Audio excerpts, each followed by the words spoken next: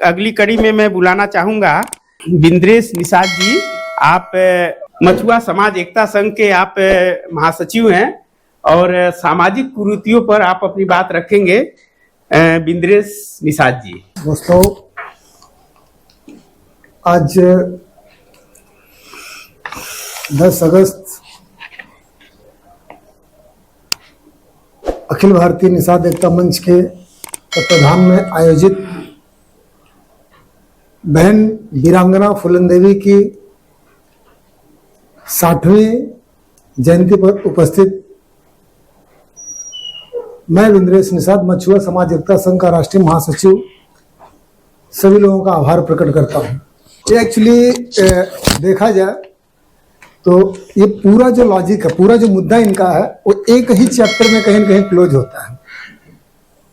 जैसे भाई अनिल साहब ने अभी बोल के गए, मैं इनसे पहले भी मिल चुका हूँ, शायद मुझे जानते होंगे तो बहुत अच्छी बात है। दीनहीन भावनाएं हमारे बीच में, हमारे अंदर कैसे आती हैं? हम अपने आप को कमजोर क्यों समझते हैं? सामाजिक कुरीतियां कहां से पैदा हो रही हैं? अगर हमारे अंदर एजुकेशन है, और एजुकेशन के साथ साथ मैं नहीं कहूंगा कि एजुकेशन से ही सब कुछ संभव हो सकता है। जैसे अभी आपने मौर्य का उदाहरण दिया, अगर हम बहुत ज्यादा हाई एजुकेटेड भी हो जा रहे हैं तो भी हम समाज को छोड़ के कहीं कहीं एक नई दिशा में चले जा रहे हैं। तो education is most important part, लेकिन उसके साथ साथ जिस तरह से यहाँ हम लोग बैठे हुए हैं, उन पेरेंट्स की भी जिम्मेदारी बनती है कि जो हम जिस जनरेशन को हम एक नए वैश्विक प्लेटफॉर्म पे लेके जाने की कोशिश में है, उनको भी जमीन से जोड़ने की जरूरत है। जब हम उनको जमीन से जोड़ेंगे, हमारे सिस्टम को जानेंगे, हमारे कल्चर को जानेंगे, हमारे इतिहास को जानेंगे, तो उनके अंदर एक भाव आएगा कि रियल में ऐसे संघर्षशील लोग हैं। जैसे आज बहुत सारे बच्चे, मैं खुद बताता हूं, मेरा बच्चा खुद नहीं जानता था।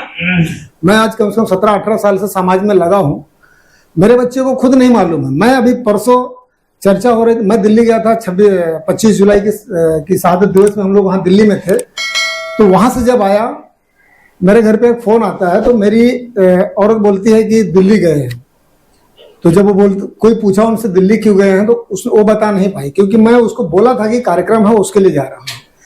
तो हम अपने बच्चों को ये प्रेरित नहीं कर पा रहे हैं, जो हमारी जनरेशन है आगे की, उसको प्रेरित नहीं कर पा रहे हैं कि हमारा इतिहास कितना गौरवान्वित है। उन्होंने कुरीतियों की बात किया। कुरीतियां उत्पन्न कहां से होती हैं? आज हम बच्चों को एजुकेटेड कर लेते हैं और वो बहुत टॉप लेवल पे चले जाते हैं, समाज से जुड़े नहीं रहते हैं। उसके बाद जब उन्हें कोई चीज नजर आती है या किसी विकट परिस्थितियों में फंस जाते हैं, वहीं से उनको दहशत बन जाती है।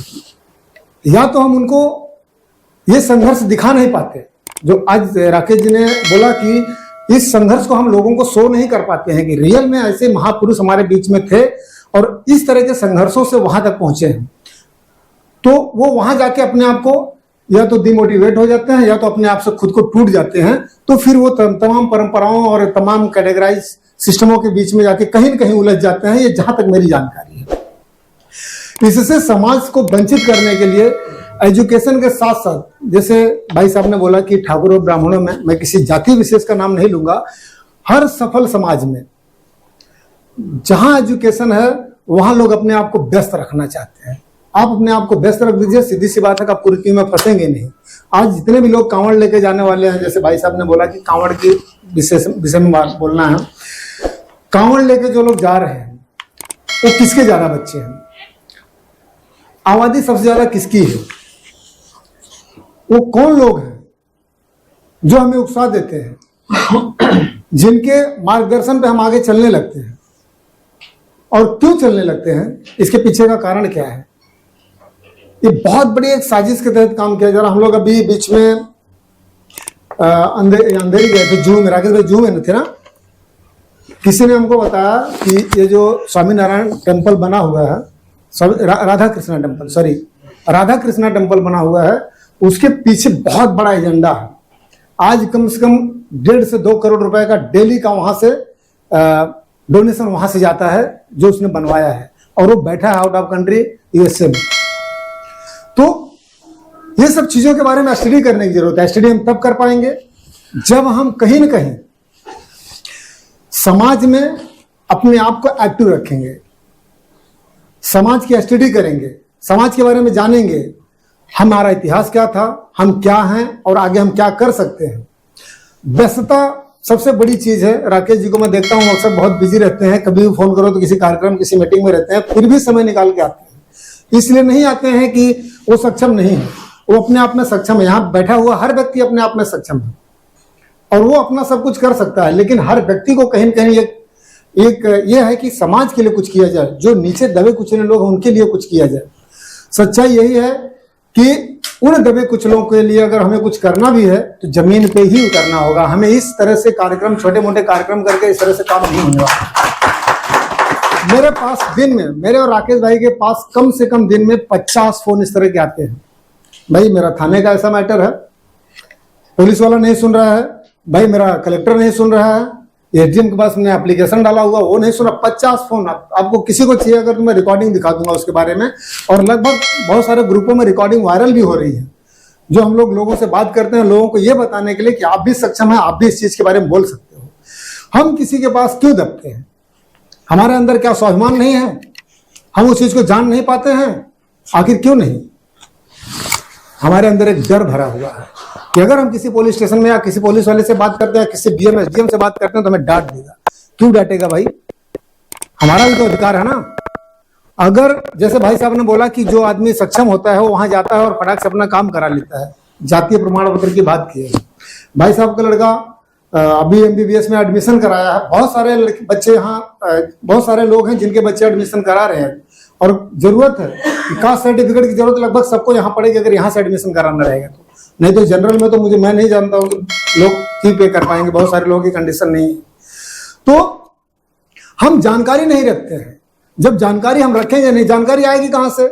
जब यहाँ समाज में बहुत सारे लोग बैठते हैं। अभी भाई साहब ने बताया एमबीबीएस किए हुए हैं, आपके लड़के इंजीनियरिंग किए हुए हैं, इनके लड़के कुछ और किए हुए हैं, उनके लड़के कुछ और किए। जब हम समाज में आएंगे और उस चीज के बारे में जानना शुरू करेंगे तब तो हमें उस चीज के बारे में जानकारी मिलेगी। जब हम जानकारी ही नहीं लेंगे तो हम आगे कैसे बढ़ेंगे? या हम बहुत एक ही सिलेबस से पहुंच के बहुत ऊपर तक चले जाएंगे तो नीचे आने के लिए हम सोचेंगे भी नहीं और लोगों से जानकारी भी नहीं कर पाएंगे। इसलिए अगर सामाजिक कुरीतियों को खत्म करना है तो शिक्षा के साथ साथ मोस्ट इंपॉर्टेंट चीज है कि आपको सामाजिक भी बनना होगा। जब तक आप समाज में अपने आप को इन्वॉल्व नहीं करेंगे तब तक किसी भी प्रकार का ना तो आपका राजनीतिक विकास हो सकता है, ना तो सामाजिक विकास हो सकता है। एजुकेशनल आप कितना भी विकास कर लो, हमारे समाज में आज भी शिक्षा ग्रेजुएशन को लेकर 47% है। ग्रेजुएशन का जो एजुकेशन है 47% के आसपास है, वो कम नहीं है। मैं देखता हूं बहुत सारे लोग जो सिक्योरिटी वॉचमैन करते हैं वो भी ग्रेजुएशन करके ही करते हैं, लेकिन हमारे लोग वो काम करना पसंद नहीं करते हैं। और हमारे अंदर अगर हम 26-27% की आबादी अगर कैलकुलेट करें, बहुत सारे लोग ऐसा कैलकुलेट करते हैं जातीय आधार पे। मैं एक्चुअली ह्यूमन राइट्स में काम करता हूं तो मेरे पास बहुत सारा ऐसा डाटा है जो आते रहता है। अगर 26-27% का कैलकुलेशन हम पकड़ के रखें, अगर उसको 100% पकड़ते हैं तो कम से कम हमारे पास 33 से 34% लोग ऐसे हैं जो इकोनॉमिकल बहुत संपन्न हैं, उनको समाज से कुछ लेना देना नहीं है। और पूरे देश में, हमारे पूरे देश में 28% लोग ऐसे हैं जो बहुत रिच मैन हैं, जिनसे पूरे देश की इकोनॉमिक चल रही है। और हमारे में 36 से 37% है। राकेश जी मैं गलत बोल रहा हूं तो आप टोकिएगा मुझे। नहीं, सही है, आंकड़े सही है। 36 से 37% लोग हमारे समाज में जिनको समाज से लेना नहीं है, वो चाहते तो पूरे समाज को गोद लेके और पूरे समाज को कहीं न कहीं एक नई दिशा दिखा सकते थे, लेकिन उन्हें अगर आप जाएंगे तो आपके साथ में बहाना बना देंगे। और दूसरी बात, अगर आप कहीं टेबल पे उनके साथ में बैठ भी जाते हो ना तो पहले आपका स्टैंडर्ड सेलेक्ट करने लगते हैं कि इनका स्टैंडर्ड क्या है। तो हमें इसके बारे में भी देखना है। और वही लोग जो आपके स्टैंडर्ड को सेलेक्ट करते हैं वही लोग राजनीति में उतरते हैं तो उनके दीवाने होकर हम उनका प्रचार करते हैं। ऐसे लोगों को भी समाज से वॉकआउट करना होगा, ये मैं सबसे कहूंगा और हर मंच में बोलता हूं। जब तक आप ऐसे लोगों को वॉकआउट नहीं करेंगे तब तक इस समाज का कभी भला नहीं हो सकता। वो हमेशा अपने स्वार्थ की रोटी सेकेंगे और वो उनके लिए कोई स्वाभिमान नहीं है, उनके लिए कुछ नहीं, उनके लिए खाली एक ही चीज है कि किसी तरह से लोगों को बेवकूफ बना के पैसा लाएंगे। और देखिए, नेता आप उसको बनाइए, समाज की कुरीतियों को अगर खत्म करना है तो नेता उसको बनाइए जो समाज से जुड़ा हुआ व्यक्ति है। आप ऐसा सिस्टम बनाइए, हमारे देश में कम से कम 35 से 3400 संगठन चल रहे हैं, जिसमें कम से कम कुछ नहीं तो 12 से 1500 संगठन ऐसे हैं जो एक्टिव मोड में हैं, 5 वाले पर आइए। और उसमें से कम 40 से 45 संगठन ऐसे हैं जो राजनीतिक बेसिस पे उनसे जुड़े हुए हैं।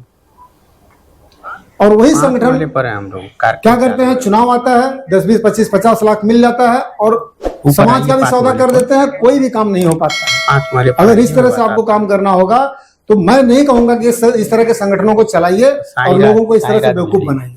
अगर इस तरह से सभी संगठनों को बोलूंगा, अगर इस तरह से कोई काम करना है तो, अगर आपको काम करना है किसी के भी साथ में आप अलायंस करिए, उसके साथ में उसका सपोर्ट करिए, लेकिन आप अधिकार की बात करिए। हमें 20, 25, 50 लाख हमारा क्या कर सकता है बताइए। आज भाई साहब पढ़ा रहे, 1 साल का फी नहीं होता है 25 लाख रुपए। डीवाई पाटिल में 1 करोड़ 60 लाख रुपए MBBS के एडमिशन का चार्जेस है, 25 लाख रुपए फी है उसकी। अगर हम किसी से 25 लाख रुपए ले भी लेते हैं समर्थन करने के लिए, 25, 50, 100, 200, 500 लोगों को इकट्ठा करके, तो अगर हम बच्चे को एजुकेटेड भी कर रहे हैं तो भी वहां तक नहीं पहुंच पाएंगे। तो अगर आप समर्थन कर रहे हो तो भागीदारी की डिमांड करिए। अगर आप भागीदारी की डिमांड करोगे तो आप अकेले नहीं रह पाओगे, समाज भी आपके साथ में खड़ा रहेगा और समाज को उसका हक मिलेगा और समाज कभी आपको दलाल नहीं कहेगा। तो मैं, समय है थोड़ा, तो मैं इस चीज से इंतफाक नहीं रखता हूं कि अगर आप सामाजिक संगठन बनाए हुए हैं, किसी पार्टी को सपोर्ट कर रहे हैं और उस पार्टी को सपोर्ट करके व्यक्ति विशेष, जाति विशेष, समुदाय विशेष के साथ में अगर कहीं गठजोड़ करने की बात करते हैं तो उस गठजोड़ में कहीं न कहीं भागीदारी का भाव रखिए। अगर आप भागीदारी का भाव नहीं रखोगे तो वो आदमी हमेशा आपको यूज करेगा। जैसे आज भारतीय जनता पार्टी की बात करूंगा, भारतीय जनता पार्टी किसी भी अलायंस के साथ में, चाहे छोटा हो या बड़ा हो, किसी भी अलायंस के साथ जाती है तो उनको सीधी सी बात तय कर देती कि आपको यह दे दिया जाएगा, आप उसी में ही खेलिए। और उसमें वो खेलते खेलते उब जाता है, जब वो नहीं संभाल पाता है तो बाद में उसमें उसका पार्टिसिपेट हो जाता है, आपको प्यून बना के रखती है। और जितनी भी राजनीतिक पार्टियां हैं लगभग इसी बेसिस पे काम कर रही हैं, चाहे कोई भी पार्टियां हो, चाहे हमारे समाज की पार्टियां हो, चाहे कोई भी पार्टियां हो, इसी बेसिस पे काम कर रहे हैं। किस तरह से लोगों को बेवकूफ बनाया जाए, किस तरह से गुमराह किया जाए, किस तरह से लोगों को एक किया जाए। आज कांवड़ लेके जाने वालों में से 27 से 28% लोग अपने ही हैं, जिनका एजुकेशन ग्रेजुएशन तक है, इंजीनियर तक है लोग, फिर भी लोग जा रहे हैं। या तो उनको समाज का बोध नहीं है, या तो उनको आगे क्या करना उसका बोध नहीं है। अगर समाज को आगे बढ़ाना है, कुरीतियों से निकालना है, तो सामाजिक एजुकेशन का भी माहौल एक बनाने की जरूरत है। जिस तरह से आज हम शहादत दिवस मना रहे हैं, फूलन देवी की शहादत दिवस हो गई, जूरी बिंद की शहादत दिवस हो गई, निषाद राज जयंती हो गई, ये इस तरह से ग्रुप में बैठ के काम करने की जरूरत नहीं है। सभी संगठनों को ऑर्गेनाइज करिए, इन्वॉल्व करिए, और जो भी कंट्रीब्यूशन होता है, मेरे से जो कंट्रीब्यूशन हो, जो लोगों का कंट्रीब्यूशन होगा, उससे मेरे से आप 100 रुपए ज्यादा करके लीजिए और एक हॉल बनाइए, एक हॉल, बड़ा हॉल करिए, या तो ओपन ग्राउंड में करिए। वहां भले 1000, 2000, 3000 ही लोग आने, सभी लोगों को इन्वॉल्व करिए। उससे 2-3 फायदे निकल के आएंगे कि अगर हमको, अब यहाँ जितने भी लोग बैठे हुए हैं सब बुद्धिजीवी लोग बैठे हैं, सबको समाज की पीड़ा है, सब कहीं न कहीं अपने आप में संपन्न है। हमें उस नीचे वाले लेवल पे जो आदमी आएगा 2000, 3000, 5000 में, उसको संबोधित करने की जरूरत है। अगर वो जिस दिन संबोधित हो जाएगा उस दिन आप हर क्षेत्र में दौड़ने लगोगे। तो इसी के साथ मैं अपनी बातों को विराम करूंगा। जय हिंद, जय भारत, जय मछुआ समाज। जय भारत।